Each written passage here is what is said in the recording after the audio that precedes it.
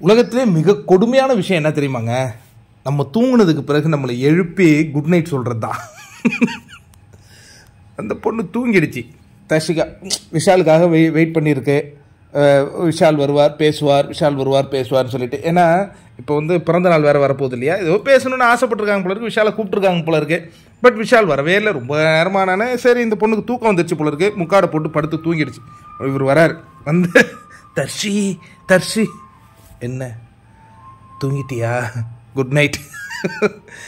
சரி, அதுக்கப்புறம் ஒன்று சொல்லிடுறேன், அட்வான்ஸ் ஹாப்பி பர்த்டே அப்படின்னு சொல்லிட்டு. ஏன் லேட் ஆகிடுச்சுன்னா இன்றைக்கி காலையில் கேப்டனை போட்டு துவைச்சிட்டாங்க இல்லையா, அதை நான் கொஞ்சம் காய போட்டு வரேன். வேறு ஒன்றும் இல்லை, அவரோட ஒரு மீட்டிங் இருந்ததுமா. சரி சரி, நீ தூங்குற மூடில் இருக்க போல இருக்கு, நீ தூங்கு. நான் வந்து இப்போ வெளியில் இன்னும் கொஞ்சம் எனக்கு பேச வேண்டியது இருக்குது, நான் போகிறேன் அப்படின்ட்டு கிளம்பி போகிறாரு. இப்போ தர்ஷிகாவின் பிறந்தநாள் பிரம்மாண்டமாக கொண்டாடுறதுக்கு விஷால் வந்து தயாராகிருக்கும். அந்த காட்சிகளை பார்த்தோம். இப்போ 10ஆம் தேதி தானே பிறந்தநாள், இன்றைக்கி தான் 10ஆம் தேதி.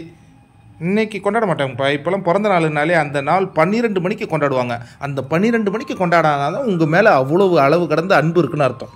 அந்த 12க்கு முன்னாடியோ இல்லை நீங்கள் காலையெல்லாம் எழுந்து கொண்டாடினீங்கன்னா அந்த பாசம் இல்லை அப்படின்னு உறுதியாயிடும். அதனால் இன்றைக்கி 12 மணினா இப்போ இன்றைக்கி எபிசோடில் காட்டுவாங்க. மிட் வீக் எவிக்ஷன்லாம் இருக்குதுன்னு சொல்கிறாங்களப்பா.